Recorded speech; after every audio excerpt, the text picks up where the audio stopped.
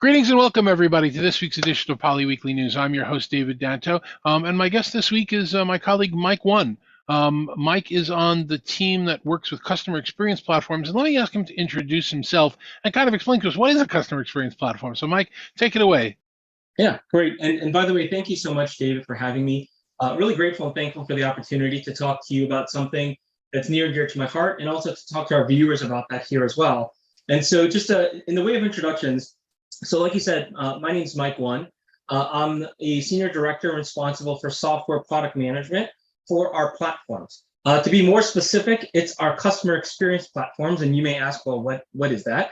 And so I think when customers think about Poly, Poly's famous and we're known for having really great hardware lines, whether it's video or headsets, phones, conferencing room equipment, you name it, right? But our customer experience platforms are really the face of all of these hardware products when it comes to managing your estate of Poly devices. And so, of course, when you think about customer experience platforms, I really think about it in two main buckets. One, the first bucket is we have these really great legacy platforms that were very purpose-built for different device types and use cases. And then, of course, the big bucket that we're going to talk about today is Poly Lens. Right. And Lens is the future of our customer experience platforms. This is where Poly is making a tremendous investment in terms of, in this platform to drive the best possible customer experience. Yeah, we've heard from a couple of our colleagues, Marty and Catherine, about what Lens is and what some of the developments and changes are in Lens. We've also heard from some of our partners on this show about how Lens is such an incredible differentiator, and it really helps them in terms of working with customers and putting sales together. Put all that aside for a second and tell us, in your opinion, what is Lens? What is the vision and mission of Lens, and how are we working with it? Yeah, no, absolutely. So in terms of the vision and the mission for Lens, what we're finding as we're out there talking to companies and customers is that IT leaders, they need software capabilities in order to enhance great hardware, right? They love Poly products, but they need really great software capabilities to go with that. And so that's really part of our mission. How do we elevate Poly hardware? By providing software capabilities that our customers and IT leaders absolutely need to be able to scale deployments and manage their collaboration solutions and their estates, whether you're a small business all the way up to some of the largest enterprises around the world that we're working with today. So in terms of how we're going out and actually fulfilling that mission, David, the one thing I would say is it's all about customer engagement, right? And this is how we arrived where we are today. And this is really how we're making decisions about where we're going to go in the future, right? So simply put, we're just trying to do some really great product management. So we're focused on discovery.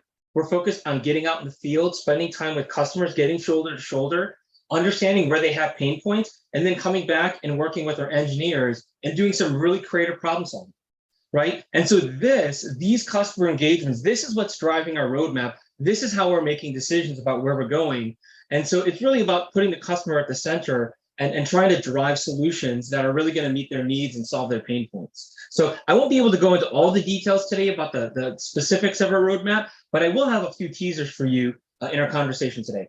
Okay, so we were talking a bit before we started about the idea of the differentiators of Lens and why it's different and how it's able to manage products that are on campus as well as products that are in people's homes. And that's a big differentiator. We've heard from a number of partners, a number of users, that makes a big difference for them. That is one of the focuses of the mission, to be able to use Lens and Lens Desktop to be able to manage everything. Is that right? Yeah, absolutely. So I think if you try to define like what is Lens, right? I like to start it this way and do a little bit of imagination with customers, right? And so we're going to play this game called, what if, right? What if you could have, right? And so what if you could have a deeper understanding of how devices and spaces are being used? What if you could have a way to monitor the health and adoption of the investment that you've made, that your company has made? What if you had a way to manage with ease while delivering with consistency to your end users?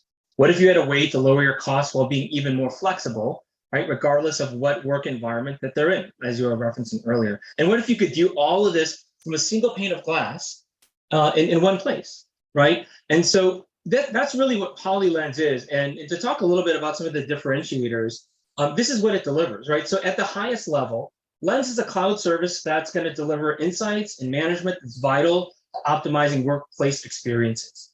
So David, so let me go ahead and pop up a slide and talk through a little bit about what Lens is and some of the scope. So I think this slide will really help in giving us a better understanding of what exactly it is. So when you think about Lens is really about delivering an end-to-end solution that's for everyone. So when you think about what the world is like today, you have all different types of work styles. You have all different types of collaboration platforms out there, right? A lot of customers and companies are using platforms like Microsoft Teams, they're using Zoom, and people now are literally working from anywhere. The office is anywhere. It could be at home, it could be on the train while they're in transit, it could be in a car while they're on their commute, could be sitting at a desk in an office or in a conference room in an office. You could be using all different types of devices. You could be using a headset, you could be using a camera, an audio speakerphone, you could be using an actual physical phone, or just conferencing room equipment. And what Lens does, and the power of Lens, is it really brings together all these different collaboration platforms in any of these workspaces across all of these devices, and it empowers those companies and those IT admins with end-to-end management and insights across all of that. And of course, all this is going to be supported by the Poly Global Services and by a global network of partners. Now, pause there for a second because your slide is showing a very important point that a lot of people don't get right off the top of their heads when they're looking at management platforms. You'll have people who are with our great partners, like such as Zoom or Microsoft Teams or GoTo, and they all have some type of management portal that's there, and they are able to manage the call detail records and what's happening when they're in calls. But what Lens is doing, if I'm not mistaken, is it's managing what's going on the devices across all the platforms in a single case, whether they're in a call or not. So you're able to get insights from a room, whether it's in a Microsoft call or a Zoom call or not in a call at all. And that's one of the big differentiators of the power of the platform, that you're actually able to get the insight from the device, not just from the calling. Am I right with that? Yeah, no, you are 100% spot on with that. And I think that's one of the values of why, and we'll talk about that in a little bit here too, but why we're partnering with, partners like Microsoft and Zoom, because they have apps that sit on our device. But the benefit of, Lens and using Poly devices is, as you stated, we're operating at like the root level of the actual device. So whether or not you're in a meeting, we're able to get some of that really rich telemetry and answer some really important questions and give insights into some of those spaces that you might not otherwise be able to get. Like the number of people in a room, Yes, exactly. which you wouldn't get off of one of the calling platforms called detail record monitor stations capabilities because you're not in a call. And things insights such as that as to what would happen in the room. That's just one example of something that you'd be able to get off of PolyLens and then PolyLens desktop at home.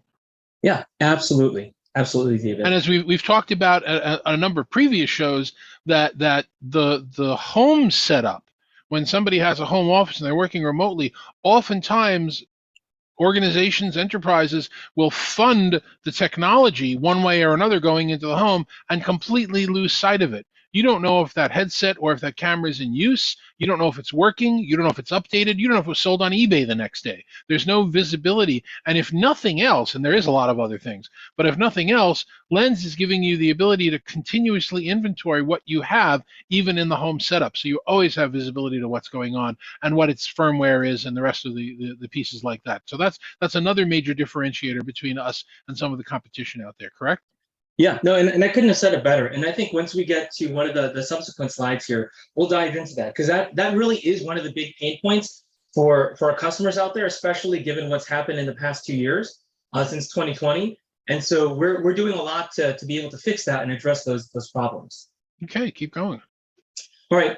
So before we move on, the one thing that I did want to clarify, because this gives you a really great view of what the scope is of Lens, but it doesn't really tell you what Lens is. And so if I were to break it down into a little bit more of a tangible bites, right? There's really two main components to Lens, right? You have one that's targeted towards IT admins, right? The people who are running these device estates at companies. That's our cloud platform, the Lens cloud platform. This gives those companies and those administrators the ability to do some really powerful asset management, apply configuration policies, set up monitoring, view what actions are required across their entire estate of devices globally. They can do onboarding. They can access these insights, David, that we've been talking about. And again, that was one of the things that we heard from Catherine in one of the previous sessions. And so this is for the IT admin, right? The cloud platform. And then the other big piece of Lens is really targeted toward the end user. And for the end user, we have our desktop app, which is available on Windows and Mac. And it's coming soon, right? This is kind of a thing that's coming shortly is the Lens mobile app, right? And so what that's going to enable our end users to do is personalize their collaboration experience. And when they need it, they can get support. All right, so as you were alluding to, I think this is a great segue into some of the challenges that our customers have seen. And so if I were to distill it down to four key pillars, like what are the four most important things in the life cycle of any IT asset, right? And to be able to manage them effectively. And then what are the problems and the pain points that our customers have seen? Those four things are deployment, changes, monitoring, and insights, right? So as you very aptly noted, the world has changed quite a bit. Hybrid work is here to stay. The past 2 years have been, have been interesting to say the least for everyone around the world. But if you're an IT administrator, your job description hasn't changed, right? Your job description is exactly the same. But now if you ask those IT administrators how they do their job, I would bet that how they do their job changes quite a bit because like you said, now people are working at home. They're working at all different types of locations, different types of devices. And if you don't have visibility into that, and if you're not able to support that, that creates a really big challenge if you're those teams, right? And everyone's scrambling to move to a hybrid environment. So when you think about it in that way, the challenges that we've heard being out there with customers, when you think about deployment, right? So this is kind of day zero of the life of an IT asset. Some of the problems that we've heard from these customers is that they struggle with the out-of-box experience, getting it connected to the network. You want it to just work, right? You don't want to deal with a lot of steps. And if it has some type of complicated workflow and it requires someone to be on site, that drives up the cost, and that's not something that our customers want to do, right? And then you move on and say, okay, great. So let's say we've gotten past the deployment phase and now we're at day 1+. And these great new features come out, or you have a patch or security vulnerability that you want to be able to apply some new firmware. How are you actually going to manage that when you might have different processes for depending on the device type, right? So it really becomes a challenge in how they can do that effectively with this global estate of devices that, again, people are using in almost any location.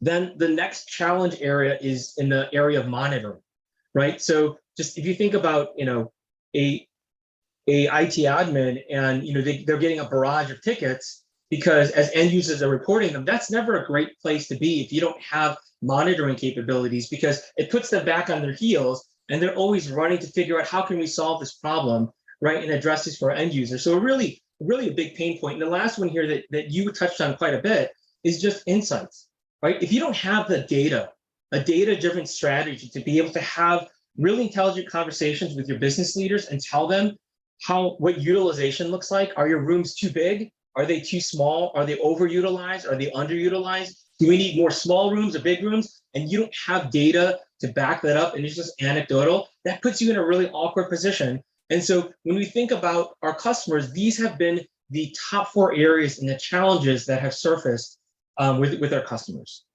Yeah, it makes a lot of sense, and those insights that we started to talk about with Catherine, this idea that I want to know if my room is over capacity or under capacity or overutilized or underutilized, is actually really important because you're not necessarily going to get that data from a call.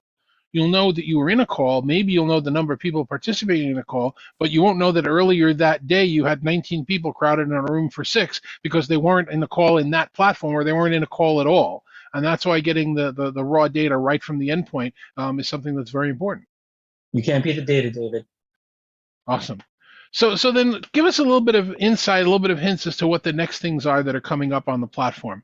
I know Catherine talked to us a little bit about insights, and there are going to be some things coming up, but I believe you were telling me that we're actually going to kind of open up the kimono a little bit and let some other people develop some things directly on the platform for their organizations. Is that true? Yeah, no, that's absolutely true. So actually coming this fall, one of my colleagues, Robert Montecero, he's gonna come out with a really big announcement that's going to be focused on our development community, right? And you think about some of our customers out there, they really have a need to have these lens capabilities and have extensibility so that they can implement that in their own business applications, right? So Robert's, just to tease it out a little bit, Robert's going to come and he's going to share a ton about what him and his team are doing in that space. So a lot of exciting things happening there from a developer perspective, and more to come on that. All right, so let's take it from a top level down, just to create a summary for everybody again. The first thing we want to emphasize about PolyLens is it's free, it's available now. Go log on. You just have to go to the PolyLens link that's available in any of the products that come when you buy one of our products that's compatible with PolyLens. It says start here, and it gives you the URL right on it. And people can start experimenting with this thing on the Polygear they own immediately. Yeah. You're able to get information from the endpoints. It's able to make deployments easier. It's able to make monitoring easier, and you're able to get some insights, and we're growing those insights. And now we're talking about in the near future possibly allowing for some development on the platform. You can work with some SDKs. You can create some things within your own environment, that are specific to your organization, specific to your verticals, and it's out there. There's no reason for people not to start using that. Yeah, absolutely. And David, if you'll indulge me, I wouldn't mind teasing out a couple other areas that we're focused on. Sure. So just in the subsequent weeks, we're going to have more people on your show. We love your show, David, and so there are others that want to get in on this, and they want to share some really great and exciting announcements about what's coming in some of these different areas. So Robert's going to come, and also different members of my team are going to come and share some of those areas. And if I could just highlight some of those 6 areas that we're focused on that you're going to start hearing about here in the next few months, I'd love to do that. So the first one is in the area of secure solutions, right? So just like everyone else, we have customers who have problems with managing their device estate, getting insights into the devices and the spaces that those devices reside. We have customers who just happen to reside in really highly regulated industries, right? Whether they're in the financial industry or insurance or government or in other areas. And so we're actually focused on solving some problems there, right? And specifically, we have some things where we're focused on overall solutions for VDI and being able to provide solutions for those customers, or providing SDKs that's going to be part of the developer ecosystem that we mentioned earlier. So that's one big area where we're gonna come hopefully soon and start sharing some really good news with you. And then the other one is just even from a mobile perspective, and I teased this out, but we're doing quite a bit in terms of building out our mobile platform and thinking about where we want to go with this and building out the right experience for our end users, for IT administrators. So all some really great things coming down the line. And so more to come on that one. And then the last one that I would highlight here that we haven't talked about is just the partnerships that we're doing, which we're calling Alliance Partner Solutions, right? So you have some of these really big collaboration companies like Microsoft and like Zoom. And so we're working with them when you think about these PC rooms and what we can do to help solve problems in those spaces and really provide the same capabilities that we're providing everywhere else in the conference room for customers who have those, like a Microsoft Teams room or a Zoom room. So there's going to be a lot more to come on that here in the future. That's very exciting, and that's great, because I think the more we know about the devices that we deploy and the systems that we rely on, the more data we have, the easier it is to make sure it's a match between what the needs are and what the technology can provide. And our goal all across the board with everything that we're doing in software development and with AI and with everything else is to make people who are participating in meetings just have to care about their meetings. They don't have to be AV experts or technology experts or management experts. They should be experts in their own field, walk into the room, start meeting, walk out of the room when they're done, and have the technology do all the rest of that work. And every day that we move a little bit further forward, we inch a little bit closer to that nirvana where people don't have to worry about the technology, where it's easy and simple and it pretty much runs itself. Couldn't have said it any better. Spot on, David. Awesome. So if somebody wants to find out more about PolyLens, what would you suggest that they do? Great question. Where I would start is I would go to the internet and go to poly.com. And if you go under products and you go under software, there's going to be a direct link there to Lens, where you can find a lot more information about the platform. You can even download the desktop app as well. Terrific. And if somebody wanted to reach out to you and ask you more questions about some of the things you spoke about today, how would they do that? Yeah, I'd love to hear the feedback. So you can email me at michael.won@poly.com. Mike, terrific. Thank you very much for all the information that you provided. I know, again, Lens is a real big differentiator for our customers and our partners, and we really want to give everybody as much information as possible. So thank you very much. We look forward to you and your colleagues and your staff coming back on the show as we release some of these features and let everybody know about how they're available. Thank you, David, very much. Thank you. All right, so a quick little bit of housekeeping before we close. We have one more week to go on our wonderful contest for our poly model Brixies from our colleagues at Westcon. You know, they were very kind of them to send us a couple of models. So take a look on your screen right now. All you have to do is tweet this. Every tweet is an entry. It's closing out August 10th, so only a couple more days, and we will announce the winner probably in about a week or so, a little after that. But we'll let everybody know what's going on with that. On next week's Poly Weekly News, I'll be joined by my friend and industry analyst Erwin Lazar from Metrigy Research, and we'll be talking about his reaction to an interesting announcement we'll be hearing that day, as well as what happened with our predictions for this year and how we're looking at the middle of the year marker. For this week, that's everything we've got. Thanks very much for joining us for Poly Weekly News, and we will see you next week.